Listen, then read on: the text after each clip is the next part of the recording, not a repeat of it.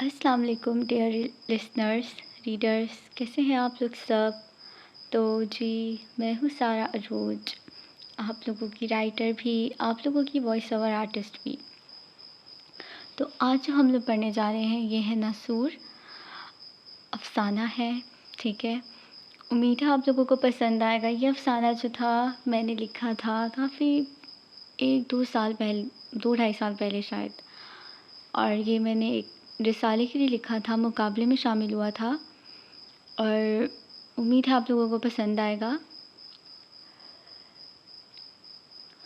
باتیں کیا کروں میں ہم ناول کے جانے پہ پڑھیں گے، لیکن میں یہی کہوں گی کہ آپ لوگ پلیز ویڈیو کو اینڈ تک واچ کیا کریں، اپنا پیار دکھائیں، چینل کو سبسکرائب کریں، ویڈیو کو شیئر کریں، کمنٹ کیا کریں۔ کیا آپ لوگوں کو آواز اچھی نہیں لگتی یا آپ لوگوں کو کیا مسئلہ ہے؟ اور اچھا، جنہوں نے مجھے روح یارم کا کہا تھا اور دوسرے ریچ کے ناولس کا، تو میں نے ان سے پرمیشن لے لی ہے، تو انشاءاللہ جلد وہ بھی پوسٹ ہوں گے، ٹھیک ہے۔ لیکن ریچ کے ناول لمبے بہت ہوتے ہیں، لیکن خیر اس کو کوشش کریں گے کہ جلد سے جلد پوسٹ کرنے والے بن سکیں، صحیح ہے۔ تو ابھی مل کر ہم اس کو پڑھیں گے، ناسور۔ یہ دراصل ایک مورلیبل، رومانٹک اور ریپ بیس اسٹوری ہے، ٹھیک ہے۔ اب کہانی کیا ہے وہ تو ہم آگے پڑھیں گے تو ہی پتہ چلے گا، ٹھیک ہے۔ ناسور از قلم سارہ عروج۔ تیز ہواؤں کے ساتھ کھڑکیاں کھلتی اور بند ہوتی جا رہی تھیں۔ ہوا کے باعث ہلتے درختوں کے جھڑ نے ماحول میں الگ موسیقی پیدا کی ہوئی تھی۔ ایسے میں وہ شخص کمرے میں بیٹھا باہر کے موسم کو دیکھتا کسی گہری سوچ میں ڈوبا ہوا تھا۔ بارش نے کانچ کی کھڑکیوں اور دروازوں کو دھندلا کر رکھا تھا، اور زندگی نے اس کے نصیب کے شیشوں کو۔ وہ ایسی ہی ایک رات تھی جس نے ان کی زندگی کی خوشیوں کو تہس نہس کر دیا۔ کتنا مکمل خاندان تھا ان کا، سب کتنے خوش تھے، لیکن پھر ان کی زندگی میں ایک ایسا طوفان آیا جو سب کچھ اپنے ساتھ بہا کر لے گیا۔ آئزہ کہاں ہو یار؟ میری ٹائی کہاں رکھی ہے؟ مل نہیں رہی۔ سہیب نے کمرے میں سے کچن میں کام کرتی آئزہ کو آواز دی۔ کیا ہوا سہیب؟ کیوں اتنا شور مچا رہے ہیں؟ میں بیڈ پر رکھ کر ہی تو گئی تھی۔ وہ جھنجھلاتی ہوئی کمرے میں داخل ہوئی اور شیشے کے سامنے کھڑے سہیب سے کہا، یہ دیکھیں، یہیں تو رکھی ہے۔ وہ ان کے سامنے ٹائی کرتے ہوئے بولی، جی مجھے معلوم ہے، اگر میں ویسے بلاتا تو تم نے آنا نہیں تھا، اب جلدی سے ٹائی باندھو۔ وہ محبت سے ان کا ہاتھ اپنے کالر پر رکھتے ہوئے بولے، آپ کا کچھ نہیں ہو سکتا۔ وہ ہنستے ہوئے تعصب میں سر ہلاتے ہوئے بولی تھیں، جبکہ وہ محبت بھری نظروں سے اپنی معصوم سی شریک حیات کو دیکھ رہے تھے۔ سہیب اور عائزہ کی پسند کی شادی تھی۔ ان کی شادی کو 10 سال ہو چکے تھے۔ شادی کے 1 سال بعد اللہ تعالیٰ نے انہیں ایک رحمت سے نوازا تھا جس کا نام انہوں نے معروق رکھا۔ معروق کی پیدائش کے 2 سال کے بعد ان کی یہاں بیٹی کی پیدائش ہوئی تھی۔ چھوٹا سا بھرے گالوں تیکھے نکوش والا فراہیم سب کی جان تھا۔ یہ دونوں ہی بچے ان کی کل کائنات تھے۔ بابا چلیں ہم اسکول چھوڑ دیں، ہم لیٹ ہو رہے ہیں۔ معروق اپنا اور افراہیم کا اسکول بیگ لیے کمرے سے باہر آتے ہوئے بولی، جی میری گڑیا چلیں، بابا آپ لوگوں کا ہی انتظار کر رہے ہیں۔ وہ دونوں کو پیار کرتے ہوئے بولے تھے، خدا حافظ۔ عائزہ سب کو الوداع کرتی واپس اپنے کام میں مشغول ہو چکی تھیں، جبکہ سہیب بچوں کو اسکول چھوڑ کر اپنی آفس کی جانب روانہ ہو چکے تھے۔ عائزہ کھانا لگا کر باہر لان میں آئی، جہاں سہیب دونوں بچوں کے ساتھ آنکھ مچولی کھیل رہا تھا۔ یہ ان کا روز کا معمول تھا۔ وہ پورے دن میں سے تھوڑا سا وقت اپنے بچوں کو لازمی دیتے تھے۔ ان کو یوں کھیلتا دیکھ کر دل ہی دل میں ان کی نظر اتاری اور ہمیشہ ساتھ رہنے کی دعا کی تھی، لیکن کچھ دعائیں ایسی ہوتی ہیں جو کسی سبب کے باعث قبول نہیں ہو پاتی۔ بس آج کے لیے اتنا کافی ہے، سب ابھی اندر چلیں، کھانے کا وقت ہو چکا ہے۔ یس میم، سہیب نے سیلیوٹ کرنے کے انداز میں اکڑ کر کہا، جس پر عائزہ کی نہ چاہتے ہوئے بھی ہنسی نکل پڑی، اور یوں ہی ہنستے کھیلتے وہ لوگ اندر کی جانب چل دیے۔ دور کھڑی قسمت ایک دم اداس ہوئی تھی، نہ جانے ان کی قسمت کون سا موڑ لینے والی تھی۔ عائزہ میرا ایک دوست ہے بچپن کا، وہ دبئی سے آ رہا ہے، تو تقریباً 1 مہینہ وہ ہمارے گھر پہ رہائش کرے گا۔ لیکن سہیب، آپ کیسے کسی کو گھر میں لا سکتے ہیں؟ نہیں مطلب 1-2 دن تک تو ٹھیک ہے، پر 1 مہینہ؟ ہمارے گھر میں جوان بچی ہے، آپ اپنے دوست کی رہائش کا بندوبست کسی ہوٹل میں کر دیں، میں یہ رسک گھر کے لیے نہیں لوں گی۔ عائزہ تم سمجھنے کی کوشش کرو، وہ بچپن کا دوست ہے میرا، اس نے خود کہا ہے وہ یہاں رکنا چاہتا ہے، میں کیسے اسے منع کر سکتا ہوں؟ میرا بچپن کا ساتھی ہے وہ، ناقابل بھروسہ ہے۔ تم تمام برے خیالات کو اپنے ذہن سے نکال دو، کل گیسٹ روم صاف کروا دینا۔ سہیب اپنی بات کہتا عائزہ کو بھی سونے کی تلقین کرتا ہوا سائڈ کا لیمپ آف کیے لیٹ چکا تھا۔ آج کا دن سہیب کے لیے بہت خاص تھا۔ اس کا بچپن کا دوست، اس کا ساتھی اسفند کافی عرصے بعد پاکستان آ رہا تھا۔ وہ بہت خوش تھا، لیکن اس بات سے بے خبر کہ یہ خوشیاں صرف کچھ عرصے کی مہمان ہیں، کیونکہ جسے وہ اپنا دوست سمجھ رہا تھا، حقیقت میں وہ دوست نہیں، آستین کا سانپ معلوم ہونے والا تھا۔ اور یہ آپ لوگ سب بھی سوچ لیں، ہر دوست دوست نہیں ہوتا، ہر ہاتھ ملانے والا دوست نہیں ہوتا۔ ہمیں کہتے ہیں نا ہر کسی کو یہ ہمارا دوست ہے، یہ ہمارا دوست ہے، ایسا کچھ نہیں ہوتا۔ سمجھ لو تسی سارے بندے بن جاؤ، بندے۔ اچھا ریل آج کل ایک چل رہی ہے نا جس کے اندر ایک لڑکی ہے، اس کو ہر کسی کو بندے بن جاؤ، بندے ایسے کہتی رہتی ہے۔ خیر ہم لوگ اپنے اس کی طرف کنٹینیو آتے ہیں۔ لگتا ہے اسفند آ گیا، سہیب ڈور بیل کی آواز پر صوفے سے کھڑے ہوتے ہوئے بولا۔ السلام علیکم۔ وہ دونوں ایک دوسرے سے ملتے ہوئے بولے اور اندر کی جانب آئے جہاں سب انہی کے منتظر تھے۔ اسفند آؤ تمہیں تمہارا کمرہ دکھا دوں، فریش ہو جاؤ پھر کھانا کھاتے ہیں مل کر۔ ہاں یہ بہت پتے کی بات بولی ہے، میں تھوڑا سا فریش ہو جاؤں پھر بھابھی کے ہاتھ کا مزیدار کھانا تناول فرماؤں گا، وہ ہنستے ہوئے بولا، اور سہیب کی پیروری کرتا اپنا بیگ تھامے گیسٹ روم کی سمت چل پڑا۔ تھوڑی دیر میں فریش ہونے کے بعد ان سب نے مل کر خوشگوار ماحول میں کھانا کھایا۔ واہ بھابھی مزہ آ گیا، غیر ملکی کھانے کھا کھا کر بہت بور ہو گیا تھا، سیریسلی آپ کے ہاتھوں میں بہت ٹیسٹ ہے، کافی عرصے بعد دیسی کھانا نصیب ہوا ہے، وہ ڈائننگ ٹیبل سے کھڑا ہوتے ہوئے بولا تھا۔ شکریہ، عائزہ چہرے پر ہلکے سے مسکان سجاتے ہوئے بولی۔ یار یہ بات تو خوب بولی ہے، واقعی ہماری بیگم بہت کمال ہیں، ایسے ہی تو ہم ان کے دیوانے نہیں۔ سہیب عائزہ کو اپنے بازوؤں کے حلقے میں لیتے ہوئے بولا۔ کھانے کے بعد وہ سارے اپنے اپنے کمروں میں سونے کے لیے جا چکے تھے۔ ایسے ہی دن گزرتے گئے، اسفند کو آئے پورا ایک ہفتہ ہو چکا تھا۔ سب کچھ اپنے معمول کے مطابق چل رہا تھا۔ سہیب روزانہ آفس جاتا، سہیب کے جانے کے بعد اسفند بھی نکل جاتا اور شام ہونے سے پہلے گھر آ جاتا تھا۔ ان گزرے دنوں میں وہ بچوں سے کافی اٹیچ ہو چکا تھا، لیکن عائزہ کو اس کا رہنا اب بھی کھٹکتا تھا۔ اس کو اسفند کی نیت میں کھوٹ نظر آتا تھا، اس کی چھٹی حس اس کو بیدار کر رہی تھی۔ وہ سہیب سے بہت کچھ کہنا چاہتی تھی، مگر اس کی ناراضگی کے ڈر سے کچھ کہہ نہ پاتی تھی۔ سہیب پی لو کافی پیو۔ اسفند نے سہیب کو کافی لا کر دیتے ہوئے کہا، بہت شکریہ یار، تم تو روز مجھے کافی بنا کر دیتے ہو، ویسے تمہاری کافی پینے کے بعد کافی سکون کی نیند آتی ہے۔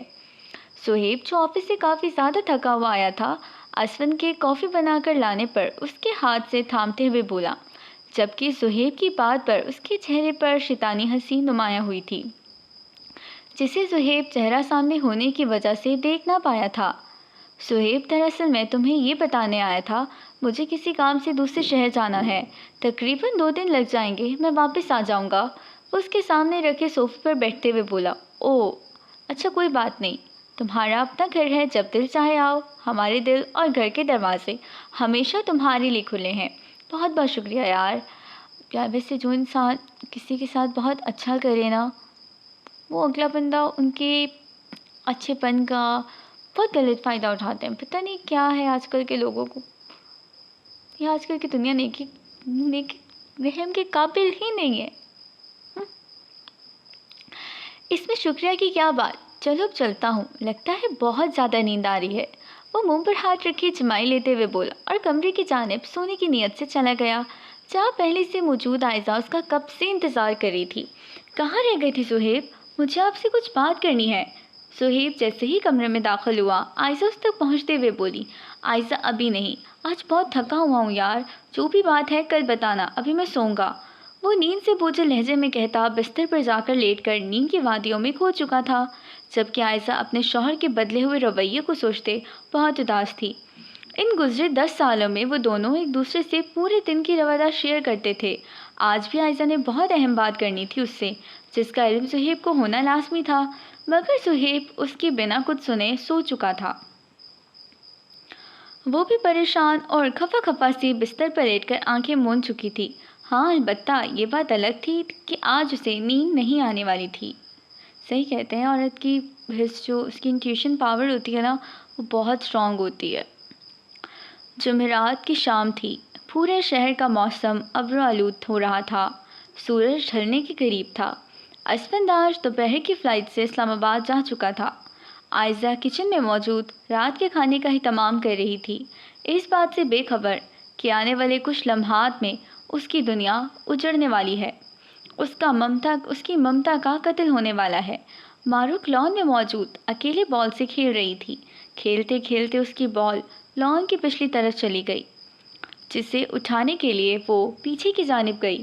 ابھی بال اٹھا کر وہ واپس مڑی ہی تھی کہ کسی نے اس کے منہ پر ہاتھ رکھ کر اسے پیچھے اسٹور روم کی جانب کھینچا اور دروازہ اندر سے لاک کیا۔ چھوڑو مجھے، وہ چیختے ہوئے بولی۔ ماما، بابا، وہ روتے ہوئے چیختے ہوئے بولی تھی۔ دور ہوتی اذانوں اور کچھ پیچھے ویرانے میں ہونے کے باعث اس بچی کی آواز کہیں دب سی گئی تھی۔ انکل، مجھے ماما کے پاس جانا ہے، ماما بابا کے پاس جانا ہے، گندے انکل، ماما بچاؤ، بابا۔ جبکہ اس کو یوں مسلسل چیختے دیکھ کر اس بے زمین شخص نے اس ننھی بچی کا چہرہ تمانچوں سے لال کر دیا۔ معروق چیختی اپنے بابا ماما کو مدد کے لیے پکارتی، اس شیطان صفت انسان سے التجائیں کرتی ہوش و خرچ سے بیگانہ ہو چکی تھی۔ آج ایک اور ننھی کلے ہوس کا شکار ہوئی تھی، جبکہ وہ شخص اپنے بنائے گئے منصوبے پر ہنستا، اپنی ہوس بجھاتا معروق کی چند چلتی سانسوں کا بے گلا کھوٹ چکا تھا۔ وہ معصوم جان اس حیوان دنیا سے کوچ کر چکی تھی۔ وقت تھم سا گیا تھا۔ آسمان پر اڑتے پرندے سب اپنی جگہ یکدم ساخت ہوئے تھے، جبکہ وہ شخص دیوار پھلانگ کر جا چکا تھا۔ اس بات سے انجان، دیر سے سہی، پر ہر چیز کا حساب لازمی ہے۔ بے شک وہ دنیا کی نظروں سے بچ کر یہ گناہ کر چکا تھا، پر ہر چیز پر قادر اور افضل ذات یہ سب دیکھ چکی ہے۔ کچن میں کام کرتی عائزہ کا دل یکدم سے گھبراہٹ میں ڈھلا تھا۔ وہ کام کو چھوڑتی ہوئی معروق کو دیکھنے باہر کی جانب آئی۔ معروق گڑیا، اس کو لان میں نہ پا کر اس کو تفتیش ہوئی تھی۔ ماں کہاں چلی گئی؟ ہو سکتا ہے کمرے میں ہو، وہ خود سے کہتی اندر کمرے کی جانب چلی گئی، لیکن کمرے میں اکیلے افراہیم کو سوتے دیکھ کر اس کو اپنی جان جاتی ہوئی محسوس ہوئی۔ معروق بیٹا، کہاں ہو آپ؟ وہ پورے گھر میں چلاتی ہوئی معروق کو ڈھونڈ رہی تھی، پاگلوں کی طرح، کبھی اس کمرے میں جاتی، کبھی اس کمرے میں، لیکن معروق اسے کہیں بھی نہ ملی۔ عائزہ نے جلدی سے صہیب کو کال ملائی۔ ہیلو، السلام علیکم صہیب، آپ جلدی سے گھر آ جائیں، معروق کہیں بھی نہیں مل رہی۔ وہ روتے ہوئے بولی۔ کیا دماغ درست ہے تمہارا؟ معروق گھر میں ہی ہوگی، کہاں جا سکتی ہے؟ مجھے کچھ سمجھ نہیں آ رہی، آپ پلیز جلدی سے گھر آ جائیں۔ تم فکر نہ کرو، میں آتا ہوں، وہ کہتا جلدی سے آفس سے گھر کی جانب روانہ ہو چکا تھا۔ وہ جلدی سے رش ڈرائیونگ کرتے ہوئے گھر پہنچا، جہاں عائزہ نے رو رو کر اپنا برا حال کیا ہوا تھا۔ اس کو اندر آتا دیکھ کر اس کی جانب لپکی۔ صہیب، میری معروق کو ڈھونڈو نا پلیز، میری ماں مل نہیں رہی۔ عائزہ، یہاں بیٹھو اور مجھے پوری بات بتاؤ کہ ہوا کیا ہے۔ وہ اس کو اپنے ساتھ صوفے پر لے کر بیٹھتے ہوئے بولا۔ میں کچن میں کام کر رہی تھی اور وہ لان میں کھیل رہی تھی۔ کیا لان میں؟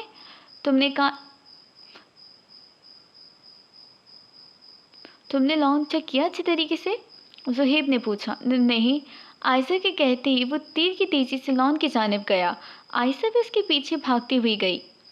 وہ دونوں معروق کو ڈھونڈتے ڈھونڈتے لان کے پیچھے کی جانب آئے۔ انہیں اسٹور روم کا دروازہ کھلا نظر آیا۔ وہ دونوں جلدی سے دروازہ کھول کر اندر داخل ہوئے۔ اندر معروق پر نظر پڑتے ہی ان کو اپنے دل کی دنیا بنجر ہوتی محسوس ہوئی، جہاں وہ معصوم پری ابتر حالت میں دنیا اور جہاں سے بیگانہ پڑی تھی۔ معروق، میری بچی! عائزہ چیختے ہوئے اس تک پہنچی اور اس کو اپنی باہوں میں بھر کر ہوش دلانے لگی۔ ماہی، میری جان اٹھو، ماما نے آپ کے لیے آئس کریم بنائی ہے، اٹھو، وہ اس کے بے جان وجود کو جھنجھوڑتے ہوئے بولی۔ سہیب اٹھائے نا ماہی کو، وہ اٹھ نہیں رہی۔ سہیب بیچارہ کیا بولتا، اس کی خود کی حالت عائزہ جیسی ہو رہی تھی۔ اس کا دماغ یہ سوچ سوچ کر پھٹا جا رہا تھا کہ یہ سب کس نے کیا، اس ننھی سی جان نے کیا کچھ سہا ہوگا، مدد کے لیے ضرور اس نے انہیں پکارا ہوگا۔ یہ سوچ آتے ہی اس کا دل کلس کے رہ گیا۔ ماہی ماہی اٹھو ورنہ ماما ناراض ہو جائیں گی، ماریں گے آپ کو، وہ آنسوں سے تر چہرے کے ساتھ بولی۔ بس کرو عائزہ، مر چکی ہے وہ، جا چکی ہے ہمیں چھوڑ کے، نہیں رہی، وہ چیختے ہوئے بولا، جبکہ آنسو اس کے چہرے کو بھی بھگو رہے تھے۔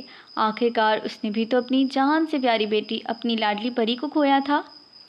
نہیں، عائزہ کانوں پر ہاتھ رکھتے ہوئے بولی، میری لاڈو مجھے چھوڑ کے چلی گئی، سہیب ہماری پری ہم سے دور ہو گئی۔ وہ سہیب کے سینے پر سر رکھتی روتے ہوئے بولی، اور روتے روتے ہوش و خود سے بیگانہ ہو گئی۔ ماروق کی موت کا زیادہ گہرا صدمہ لینے کی وجہ سے عائزہ بے ہوش ہو چکی تھی۔ تقریباً 2 دن بعد اسے ہوش آیا۔ اس دوران وہ لوگ ماروق کی تدفین کر چکے تھے، جس پر اس نے کافی وویلا مچایا کہ وہ ماروق کے آخری دیدار کے بنا انہوں نے اس کی تدفین کر دی۔ ماروق کی موت سے وہ دونوں مکمل طور پر ٹوٹ چکے تھے۔ عائزہ پورا دن ماروق کے کمرے میں گزارتی تھی، اس کی تصویر ہاتھوں میں لیے روتی رہتی تھی۔ اس دوران وہ افراہیم کو بھی زیادہ وقت نہ دے پاتی تھی۔ اسفند یار پلیز اپنے ہاتھ کی ایک کافی پلا دو، اندر عجیب سی بے چینی سی ہو رہی ہے۔ اور دوسری چیز یہ کہنی تھی کہ اگر تم برا نہ مانو تو کچھ دن آفس دیکھ لو، میں کچھ دن آرام کرنا چاہتا ہوں، کیونکہ ان سب معاملات میں تمہارے علاوہ کسی اور پر بھروسہ نہیں کر سکتا۔ میں کیسے؟ پلیز یار، صرف تھوڑے دن۔ چل ٹھیک ہے، فکر نہ کر، میں سب دیکھ لوں گا۔ وہ اس کے شانوں پر ہاتھ رکھتا ہوا بولا۔ 2 ہفتے بعد۔ وقت کا کام ہے گزرنا، اور وقت تیز رفتاری سے پر لگائے اڑ رہا تھا۔ وقت ایک ایسی چیز ہے جو کسی کے کہنے سے رکتا نہیں ہے۔ گزرتے وقت کے ساتھ سہیب کو تھوڑا صبر آ چکا تھا۔ وہ ماروق کی موت کو قبول کر چکا تھا، مگر عائزہ بھلے ہی وہ ماروق کی موت کو قبول کر چکی تھی، لیکن اس کی ممتا آج بھی تڑپتی تھی۔ وہ چاہ کر بھی اس بھیانک منظر کو بھلا نہیں پاتی تھی۔ خود کو اپنی بیٹی کی مجرم تصور کرتی، جبکہ دوسری طرف اسفند سہیب کو پوری طرح سے ڈرگس کا عادی بنا چکا تھا۔ شروع میں وہ کافی میں ڈرگس ملا کر اسے دیتا تھا، جس سے اس کا جسم پوری طرح ڈرگس کا عادی ہو گیا۔ دبئی میں اسفند ایک غیر قانونی تنظیم سے ملا ہوا تھا جو کہ منشیات فروخت کرنے کا کام کرتے ہیں۔ پاکستان بھی وہ اسی کام کے سلسلے میں آیا تھا۔ وہ سہیب کو بھی اس کام میں شامل ہونے کے لیے اکسا رہا تھا، لیکن سہیب نے اس کو منع کیا کہ وہ اس قسم کے کاموں میں اس کا ساتھ نہیں دے گا، وہ بھی یہ سب چھوڑ دے یا پھر اس گھر سے چلا جائے۔ اس کی بات سن کر اسفند ہنسنے لگا۔ تم مجھے اس گھر سے نکالو گے؟ واہ، بہت اچھی بات کی ہے تم نے، وہ تالیاں بجاتے ہوئے بولا۔ نہیں، مطلب تم مالک کو اس گھر سے نکالو گے؟ کیا مطلب؟ مطلب یہ کہ گھر، تمہارا بزنس سب میرے نام ہے۔ یہ کیا بکواس ہے، یہ کیسے ہو سکتا ہے؟ وہ اس کی بات سن کر طیش میں آنے لگا۔ جب تم نے مجھے کہا کہ افراہیم کے نام کے کاغذات بنوا دوں کہ تمہارے مرنے کے بعد یہ سب دولت افراہیم کی ہوگی، تو میں افراہیم کی جگہ اپنا نام لکھوا لایا، جسے تم نشے میں ہونے کی وجہ سے دیکھ نہ پائے، اور سائن کر دیے۔ کیوں؟ وہ لڑکھڑاتے قدموں سے اس کی جانب آیا اور اس کا گریبان پکڑتے ہوئے بولا، سننا ہے تو سنو۔ وہ اس کا ہاتھ اپنے گریبان سے چھڑواتے ہوئے بولا، کیونکہ بچپن سے لے کر آج تک جو چیز مجھے پسند ہوتی وہ تمہیں مل جاتی تھی، جس چیز کی چاہت میں کرتا وہ چیز تم حاصل کر لیتے۔ ہر کوئی تمہارے نام کے گن گاتا، میرے والدین، ٹیچر سب یہی بولتے، بیٹا سہیب جیسے بنو، سہیب سہیب سہیب۔ تنگ آ گیا تھا اس نام سے، یہاں تک کہ عائزہ کو بھی میں پسند کرتا تھا، مگر وہ تمہیں پسند کرتی تھی۔ تمہارے لیے اس نے مجھے دھتکارا تھا، پر اب نہیں، میں چھین لوں گا اسے تم سے، جیسے یہ سب چھینا ہے۔ چٹاق۔ اس سے پہلے کہ وہ آگے کے الفاظ کہتا، عائزہ کے ہاتھ سے پڑنے والے تھپڑ نے اس کی چلتی زبان کو قفل لگایا۔ کیا بکواس کر رہے ہو؟ تم میں شرم و غیرت نام کی چیز ہے بھی یا نہیں؟ ان سے تو میں نے پہلے بھی کہا تھا، مگر ان کے سر پر تو دوستی کا بھوت سوار تھا۔ عائزہ تو میرے پاس آ جاؤ، دیکھو یہ ساری دولت میری ہو چکی ہے، سب میرے پاس ہے، میرے پاس میرا شوہر ہے، مجھے تم جیسے لالچی اور وحشی انسان کی ضرورت نہیں ہے، اور ویسے بھی تمہارے پاس آنے سے پہلے میں مرنا پسند کروں گی۔ تو پھر ٹھیک ہے، جب تم میری نہیں ہوگی تو تمہیں اس کا بھی نہیں رہنے دوں گا۔ اس نے کہتے ہی جیب سے گن نکالی اور نشے میں دھت صہیب کو اوپر تانی، جو کہ سن دماغ کے ساتھ سب دیکھ رہا تھا۔ وہ اٹھنا چاہتا تھا پر اس کا جسم اٹھنے سے انکاری تھا۔ تم پاگل ہو گئے ہو؟ وہ اس کو گن تانے دیکھ کر بولی۔ ہاں، ہو گیا ہوں پاگل، کہتے ہی اس نے گن چلائی اور گولی نکلتی سیدھا صہیب کے سینے میں جا لگی۔ صہیب! عائشہ چیختی ہوئی اس تک پہنچی۔ ٹھا! بندوق سے دوسری گولی نکلی جو کہ سیدھا عائشہ کے پیٹ میں لگی۔ عائشہ! صہیب نے سن ہوتے وجود کے ساتھ عائشہ کو پکارتے ہوئے اس کا ہاتھ تھاما۔ آنسو دونوں کی آنکھوں سے رواں تھے۔ ایک کی آنکھوں میں بے اعتباری کا غم تھا جبکہ دوسری کی آنکھ میں بچھڑنے کا۔ واہ، کیا محبت ہے دونوں میں! مرتے دم تک ساتھ، وہ تالیاں بجاتے ہوئے بولا۔ آج ایک راز کی بات بتاؤں؟ تمہاری بیٹی ماروح کا قتل بھی میرے ہی ہاتھوں ہوا ہے۔ وہ ہنستے ہوئے اپنے ہاتھوں کی جانب دیکھتے ہوئے بولا۔ اس کی بات سنتے ضبط کے مارے ان دونوں نے آنکھیں بند کی تھیں۔ ماما! ننھا سا افراہیم چھوٹے چھوٹے قدم اٹھاتا اپنی ماں کو پکارتا وہ اندر داخل ہوا۔ افراہیم! وہ اکھڑتی ہوئی سانسوں کے ساتھ بولی۔ چلو اچھا ہوا کہ چھوٹا بھی خود آ گیا، تم سب کو ایک ساتھ اوپر پہنچاتا ہوں۔ نہیں، وہ نفی میں سر ہلاتے ہوئے بولی۔ ارے کیا یار، وہ بیچارے کے لیے کیا کرے گا؟ اس نے کہتے ہی بنا اس ننھی جان کا ترس کھائے بندوق کی گولیاں اس میں بھی اتار دیں۔ اب یہ سب میرا ہے، وہ پاگلوں کی طرح ہنستے ہوئے بولا۔ باہر ہوتی تیز طوفانی بارش اور چمکتی بجلی نے ماحول کو کافی خوفناک بنایا ہوا تھا۔ وہ بے ضمیر شخص کسی کا گھر برباد کیے ہنستا ہوا جا چکا تھا، اس بات سے انجان کہ اس کے سارے اعمال ایک کتاب میں لکھے جا چکے ہیں۔ اسفن کے جانے کے بعد صہیب کا پھپھوزاد کزن سمیر آیا تھا۔ گھر میں چھائے سناٹے کو دیکھ کر یکدم پریشان ہوا۔ پھر ایک کمرے کی جانب اس کی نظر گئی جہاں سے خون نکل رہا تھا۔ وہ گھبرا کر کمرے کی جانب دوڑا اور سامنے کا منظر دیکھ کر اس کی اوسان کھتا ہوئے اس نے جلدی سے ایمبولینس کو کال کی اور سب کو ہسپتال لے کر آیا۔ عائشہ اور افراہیم موقع واردات پہ ہی جان بحق ہو چکے تھے، لیکن صہیب میں کچھ سانسیں باقی تھیں۔ وہ کوما میں جا چکا تھا۔ تقریباً 1 سال کوما میں رہنے کے بعد اس کو ہوش آیا تھا۔ صرف میری غفلت نے مجھ سے میرا سب کچھ چھین لیا۔ جس شخص پر میں نے اندھا اعتماد کیا اس نے ہی میرے اعتماد کو ٹھیس پہنچائی۔ میں نے ایک دوست نہیں، آستین کا سام پالا تھا۔ کچھ لوگ بظاہر تو دوست ہوتے ہیں لیکن وہ حقیقی دوست نہیں ہوتے۔ ایسے لوگ دوستی جیسے انمول رشتے کے نام کو مٹی میں ملا دیتے ہیں کہ لوگ دوست بناتے ہوئے بھی ڈرتے ہیں۔ کہتے ہیں ہر ہاتھ ملانے والا دوست نہیں ہوتا، اور سچی دوستی جیسا قیمتی رشتہ بھی قسمت والوں کو ملتا ہے، اور شاید اس معاملے میں بدقسمت ہوں۔ کیا تم اس شخص کو ایسے ہی جانے دو گے جس نے تم سے تمہاری تمام خوشیوں کو چھینا؟ مقابل شخص کی بات سن کر وہ مدھم سا مسکرایا، اور جب بولا تو سامنے والے کے پاس کوئی جواب نہیں بچا۔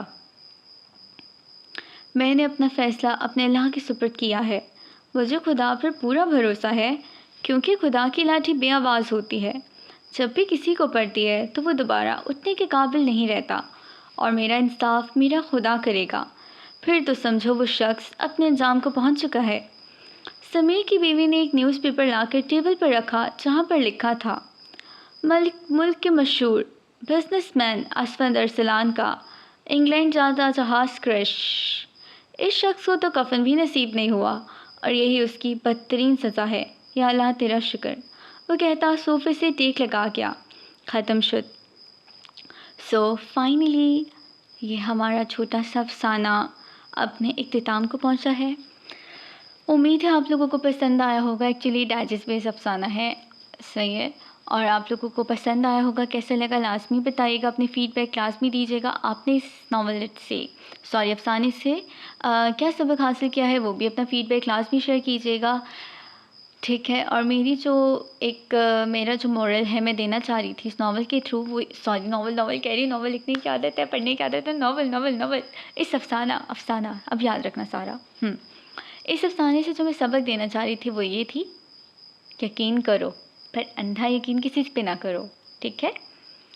اور اپنی پرسنل چیزیں لائک ان چیزوں میں تو خاص کر کسی پہ اندھا اعتبار کرو نہیں۔ اور اگر آپ کی ایک فیملی ہے، آپ ایک بیٹی والے ہو، ٹھیک ہے، تو اس چیز میں آپ لوگوں کو اپنے سگوں پر بھی یقین نہیں کرنا چاہیے۔ بچپن کا دوست تھا اس کو نہیں پتہ تھا وہ بچپن کا اس کا دوست کس طرح سے اس سے جیلس ہوتا آ رہا ہے۔ دیکھیں، ہم دلوں کا حال نہیں جانتے، دلوں کا حال جاننے والا صرف رب ہے، دلوں اور گردوں کا حال صرف وہی جانتا ہے، ہم لوگ نہیں جان سکتے۔ ہم لوگ بس لوگوں پہ یقین کر لیتے ہیں، دل چاہتا ہے یقین کر لیتے ہیں، دل چاہتا ہے جس پہ نہیں بھی کرنا ہوتا اس پہ بھی اعتبار کر لیتے ہیں، لیکن جو اعتبار کے قابل ہوں انہیں دھتکار بھی دیتے ہیں۔ مطلب ہم انسانی لوگ اس طرح سے یہ حرکتیں کرتے ہیں۔